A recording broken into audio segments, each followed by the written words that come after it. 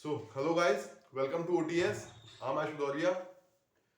Now, this video is the initiating point of our CUET series for our specific domain, that is political science and international relations.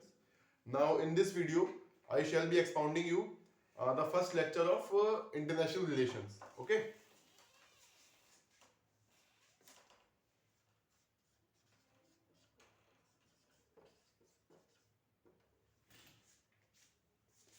अच्छा, ये जो अंतरराष्ट्रीय संबंध होते हैं, international relations होते हैं, ये किसके साथ होते हैं?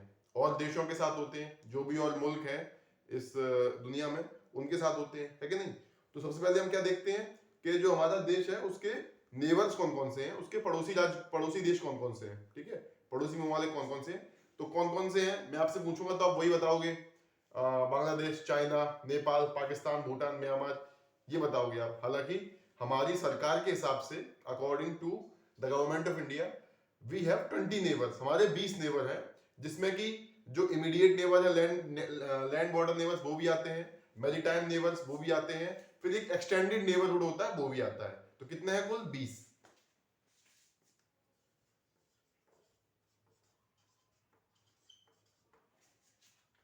अच्छा, अब अगला सवाल ये कि कौन कौन से हैं? अगर 20 हैं तो फिर गिनवाइए सर कौन कौन से हैं। तो 20 में गिनवाता हूं आपको।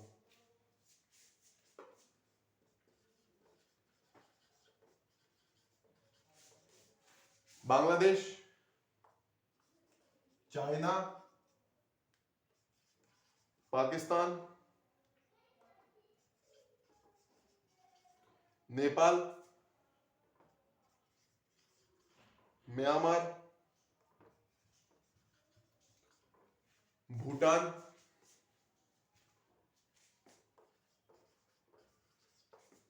एंड अफगानिस्तान। ये है हमारे लैंड बॉर्डर्स, ठीक है? ये मैंने लिख दिए हैं। अब आते हैं मैरीटाइम बॉर्डर्स पर, मैरीटाइम नेबरहुड, कौन कौन से ममालिक आते हैं उसमें, ठीक है?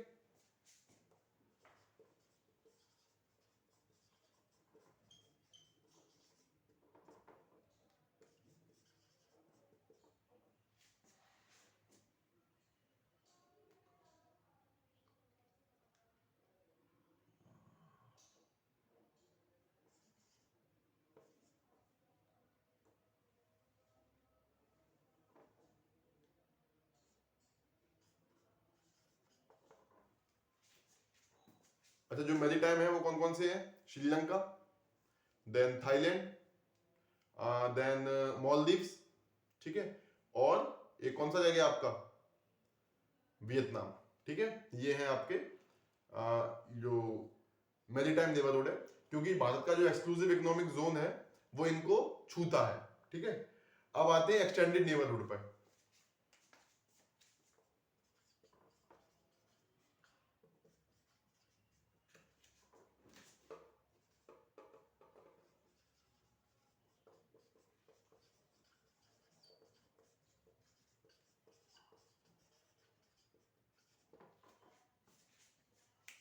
सो एक्सटेंडेड नेबरहुड में क्या क्या आ जाएगा? 5 सेंट्रल एशियन देश, यानी कि Kazakhstan, Kyrgyzstan, Turkmenistan, Uzbekistan, Tajikistan, ठीक है? फिर आ जाएगा नॉर्थ एशिया में मंगोलिया, ये मंगोलिया, ठीक है? उसके बाद आ जाएगा आपका जो साउथ ईस्ट एशिया के देश हैं, यानी कि कौन कौन से बच गए? लाओस, कंबोडिया और वियतनाम। मैंने उसमें बता दिया आपको, वीएलसी, वियतनाम, लाओस, कंबोडिया, ये बच गए यहाँ पे। और थाईलैंड मैंने आपको गिनवा दिया था मैरीटाइम बॉर्डर में, ठीक है? और जो एक साउथ ईस्ट एशिया का एक और देश है जो इस समय मुझे याद नहीं आ रहा, वो भी देश उसमें आता है, ठीक है? ये हो गए। अब मंगोलिया बता दिया मैंने आपको, 5 सेंट्रल एशिया के देश बता दिए मैंने आपको।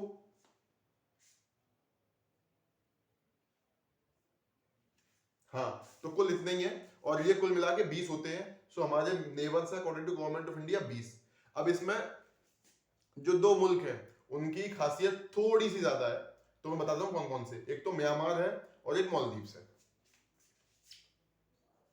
मालदीव्स एंड म्यांमार, ये क्यों है?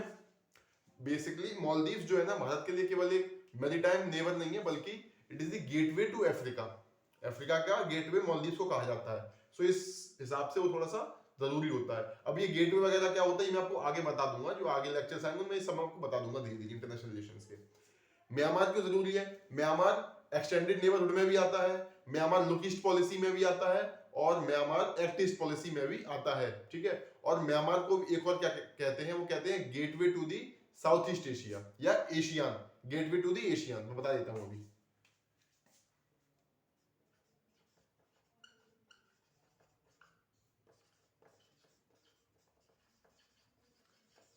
गेटवे टू एशियान, ऐसे ही मालदीव्स में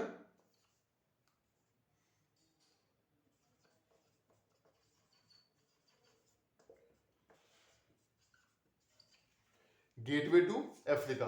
अब इससे आप क्या समझते हैं, इन सब देशों की कैपिटल्स हमको याद रखनी है, इन देशों की करेंसी में पता होनी चाहिए, और इन देशों में क्या पॉलिटिकल डेवलपमेंट हो रही है वो हमको पता होनी चाहिए, खासकर इन देशों में, क्योंकि इनका भारत पर सीधा सीधा संबंध है इनका भारत से, ठीक है। तो हमें ये पता होना चाहिए। ये तो हो गई नेबरहुड की बात, ठीक। अगला कॉन्सेप्ट आता है यहाँ पर, जो मेरा पहला लेक्चर है इसमें, वो आता है एनआरआई और डायस्पोरा, ठीक है। मैं आपको सारे टॉपिक्स कराऊंगा, परेशान होने की कोई बात नहीं है, लेकिन स्टेप बाय स्टेप, तो शुरुआत आज यहीं से हो रही है। अगला टॉपिक जो है वो है एनआरआई वर्सेस डायस्पोरा।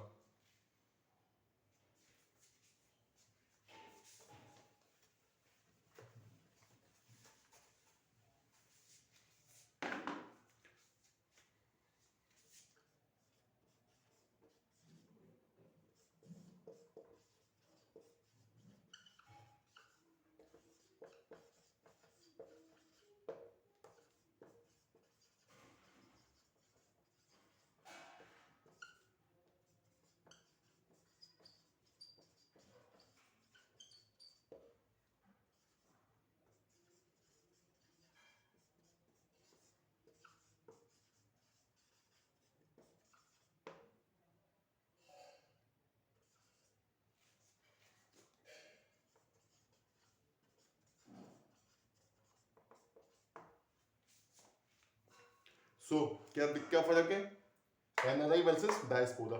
डायस्पोरा क्या होता है, वो लोग जो 2-3 जनरेशन से बाहर ही सेटल्ड हैं, ठीक है, उन्हें कहते हैं डायस्पोरा। इंडिया के हैं और 2-3 जनरेशन से बाहर सेटल्ड हैं, वो इंडियन डायस्पोरा हैं।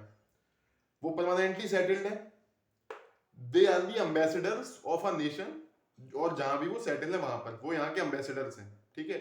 वो यहाँ के कल्चर, यहाँ के जो कल्चर, यहाँ का जो कल्चर है, यहाँ की जो प्रोसेसिंग्स हैं, उनको वो कैरी फॉरवर्ड करते हैं वहां पर और वहां जिंदा रखते हैं, ठीक है। एनआरआई क्या होता है? एनआरआई जो अभी अभी गया हो रिसेंट पास्ट में, मेन मकसद उसका होता है पैसे कमाने के लिए, नौकरी करने के लिए गया हो, वो रिमिटेंसेस भेजता है, और जो नीतियां आती हैं किसी देशों की, ठीक है, इमिग्रेंट से रिलेटेड, उनका फर्क जो है एनआरआई पे ज्यादा पड़ता है, क्योंकि ये तो वहां के बंदे ही हो चुके हैं, सिटीजनशिप है, उनका फर्क एनआरआई पे पड़ता है।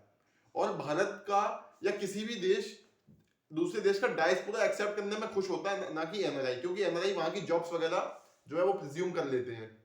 लेकिन बात क्या है, भारत का एनआरआई क्यों दुनिया भर में फेमस है? क्योंकि ये जो है चीप लेबर देता है, चीप लेबर प्रोवाइड करता है। सऊदी में जब तेल निकला तब दुनिया भर के लोग यहाँ से गए, उन्होंने चीप लेबर प्रोवाइड करी वहां पर, वहां काम कर रहे हैं, ठीक है। आगे चल के एनआरआई अगर वहां सेटल हो जाए, 2-3 जनरेशन बाद जो बंदा आएगा वो डायस्पोरा वहां का हो जाएगा। सऊदी में जब तेल निकला तब वहां एनआरआई गए, ब्रिटिश जो है यहाँ के लोगों को लेके गई थी अफ्रीका वगैरह में काम कराने के लिए, तो वो वहां पे फिर वैसे सेटल हो गए, तो वो एनआरआई हुए, ठीक है। उसके बाद ये आपको मैंने सऊदी का तेल का एग्जांपल दे दिया आपको। जब आईटी रिवॉल्यूशन आया अमेरिका में, तब यहाँ के लोग वहां अमेरिका जॉब की पर्पज से गए, तो वो एनआरआई हो गए। तो एनआरआई की शुरुआत इस प्रकार से हुई, ब्रिटिशर्स ने शुरू करी, फिर जहां जहां जैसे रिवॉल्यूशन आता गया वहां वहां लोग जाते गए। अमेरिका में आईटी रिवॉल्यूशन आया, मिडिल ईस्ट में ऑयल रिवॉल्यूशन आया, तो वहां चले गए। और इनसे रिलेटेड जो एक सरकार का कहना चाहिए नजरिया रहा है, वो कुछ ऐसा रहा है कि नेहरू इनसे डिसएसोसिएट रहते थे ज्यादा, एनआरआई और इनको डायस्पोरा को ज्यादा उनसे बातचीत एसोसिएशन नहीं करते थे, क्योंकि उस समय हमारे पास खर्चे ज्यादा थे, इनकम कम थी, नया नवाला देश था, इतना नहीं था कि हम ये सब भी कर पाते। धीमे धीमे इंदिरा गांधी के टाइम तक इंदिरा गांधी ने जो है डायस्पोरा को एम्बेसडर्स बोला था, तो वहां से थोड़ा सा एसोसिएशन शुरू हुआ। उसके बाद एलएम सिंघवी कमेटी आई, उसने इन पर खास जोर देने को कहा। प्रवासी भारतीय दिवस का जो शुरुआत हुई वो एलएम सिंघवी कमेटी के द्वारा ही करी गई थी। उसके बाद धीरे धीरे जो मोदी गवर्नमेंट आई उसने डायस्पोरा को एक बहुत ही इंपॉर्टेंट रोल दे दिया भारत की पॉलिसी मेकिंग में विदेशों के लिए। उन्होंने पॉलिसी मेकिंग में शामिल कर दिया डायस्पोरा को। तो ये डायस्पोरा का थोड़ा सा मैं आपको बैकग्राउंड दे दिया और थोड़ा सा स्टेज इवोल्यूशन उनका बता दिया। एलएम सिंघवी नाम याद रखिएगा, प्रवासी भारतीय दिवस।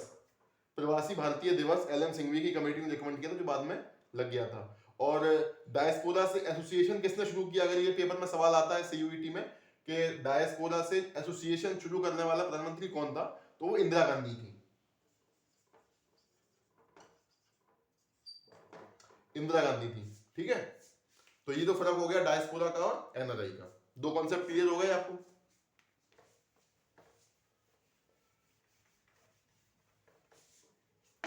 अब आज का तीसरा और आखिरी कॉन्सेप्ट है जो मैं आपको बताऊंगा, जो वर्ल्ड हिस्ट्री की टाइमलाइंस हैं वो आपको मैं एक बार वाजे कर दूंगा, साफ कर दूंगा, क्लियर कर दूंगा।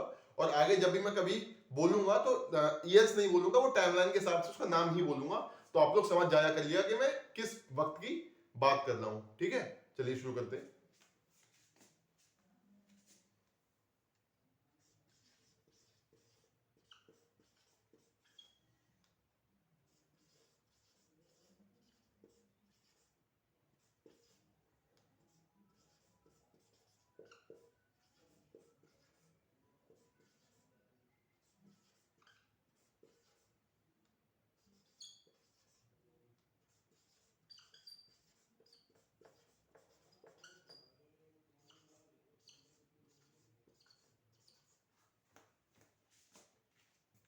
सबसे पहले 1860 से लेकर 1910 ये था इंडस्ट्रियल रिवॉल्यूशन का फेज।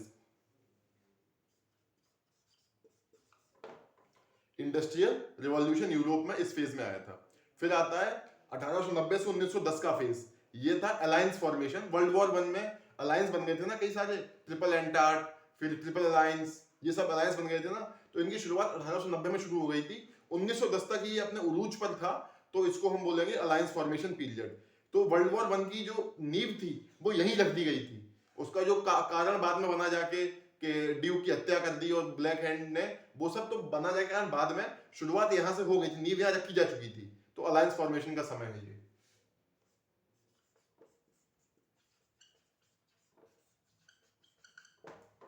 अलायंस फॉर्मेशन फिर 14 से लेके 19 तक तो वर्ल्ड वॉर 1 चली। अच्छा 19 से 39 तक क्या था? इंटर वॉर पीरियड था। क्या था? इंटर वॉर पीरियड, लड़ाई के बीच का समय। वर्ल्ड वॉर 1 वर्ल्ड वॉर 2 के बीच का समय था ना, इंटर वॉर पीरियड कहते हैं इसको।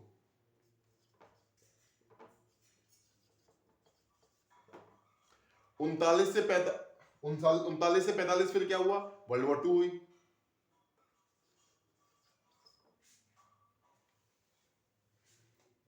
ठीक है। अब इसके बाद और भी है, बताता हूं मैं।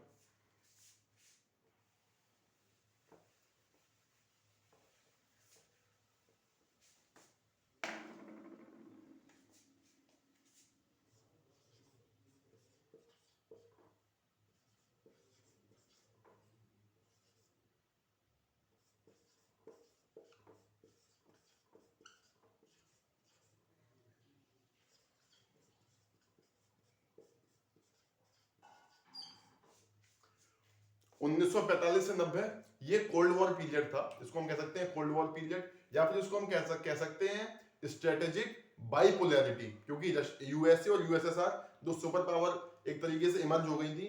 तो स्ट्रेटेजिक बाइपोलैरिटी या फिर कोल्ड वॉर पीरियड।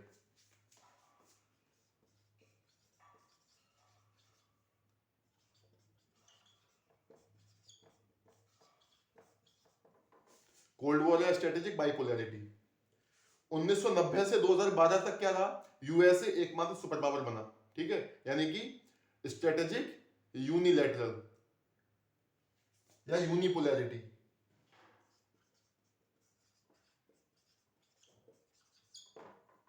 अब आया 2012 से अब तक का समय। यहां पर क्या हुआ?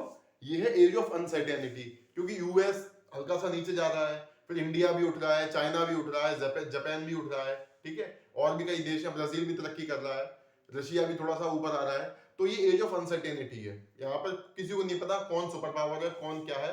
तो क्योंकि यूएस की हेजेमनी कम हो रही है थोड़ी सी, तो ये सब चीजें चल रही है, तो एज ऑफ अनसर्टेनिटी इसको बोलेंगे।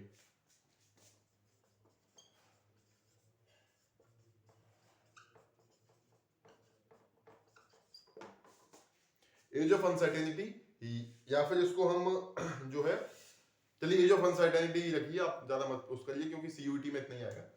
तो 2012 तक का ये समय है, ठीक है। तो ये थी टाइमलाइन जो वर्ल्ड हिस्ट्री के मुतालिक बोली जाती है, जो मैं आपको आगे फर्दर लेक्चर्स में बोलूंगा। तो आज ये 3 टॉपिक्स थे जो हमने कवर किए। अब कल नए लेक्चर के साथ आऊंगा। ये लेक्चर इंटरनेशनल रिलेशंस का है। पॉलिटिकल साइंस का पहला लेक्चर वो कल आ जाएगा, ठीक है। तो तब तक के लिए पढ़ते रहिए, और उम्मीद है कुछ नया सीखने को मिला होगा आपसे। हमसे जुड़े रहिएगा। इस पूरी सीरीज में सीयूईटी का जो डोमेन है, पॉलिटिकल साइंस इंटरनेशनल रिलेशंस, वो पूरा तैयार करवा दिया जाएगा आपका। केवल जुड़े रहिएगा इस सीरीज से। सब्सक्राइब कीजिए चैनल को, और जय हिंद।